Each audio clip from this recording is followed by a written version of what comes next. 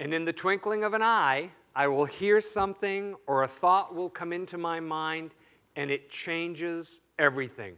I go right from hell, being on the brink of spontaneous combustion. You know, I'm just going to burst into flames at the Ralphs. I go right from that to all of a sudden being completely peaceful, and I'm in heaven. You've had this experience. I know you have. I know you have. See, I have to remember to practice the presence.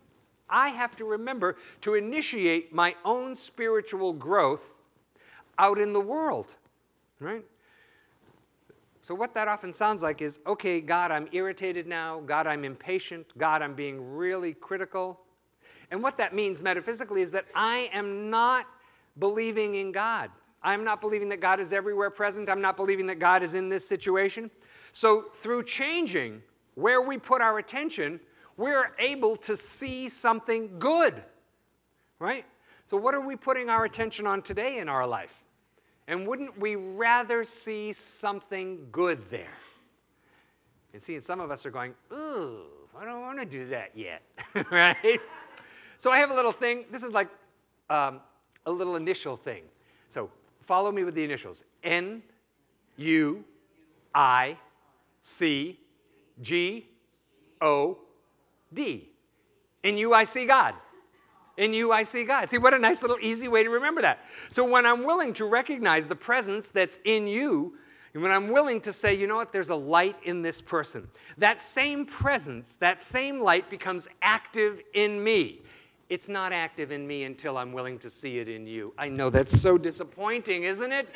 You know? Because I want to say, but couldn't I just not look at you and it be active in me? And it's like, no, that's not the way it goes. But if I just don't pay attention to them, if I get them out of my life, won't it be active in me? No. No, that same presence, that same light becomes active in us. But first, I have to become really honest, really present with what's going on in me, right? And have a willingness to practice. Gee, I'm really irritated now. Gee, I'm impatient. Gee, I'm angry. Gee, I'm resentful. You know, I hate to admit that this is my stuff. You know, I would so like it to be everybody else's stuff, but not my stuff. But this is the way we get free. This is how we get free, by saying, you know what, this is my stuff. See, a key comes through our spiritual practice. We can be made new through our experience of the presence. And so today what I get to ask you is, and don't answer yet, are you willing to be made new? Now think about that. Right? And so I think people are probably saying, ooh, yeah, I'd like to be made new. Absolutely. But the reason I don't want you to answer yet is because I know what we do.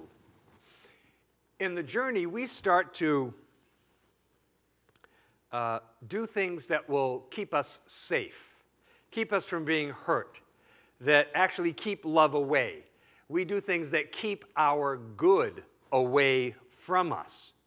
And so no matter where it comes from way back when, what happens is that doing this over and over again, it places a wall in front of your heart.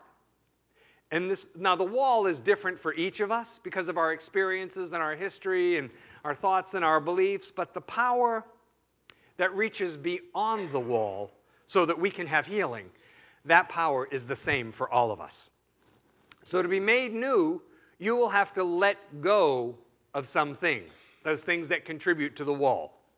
You know, to be made new, you're going to have to heal your stuff. You're going to have to release some thoughts, some beliefs, habits, ways of being that just don't fit. To be made new, you are finally going to have to forgive. And I know people say, oh my God, forgive again, always with the forgiveness, forgive. You know, you just have to get this. Get this. Forgiveness is maintenance. It's like taking a shower and brushing your teeth. You don't just do it once and you're done. You know, you come back to it again and again and again and again. And some days, on a really dirty, sweaty, hot day, you take a couple of showers, don't you? At least I hope so, right? You know, so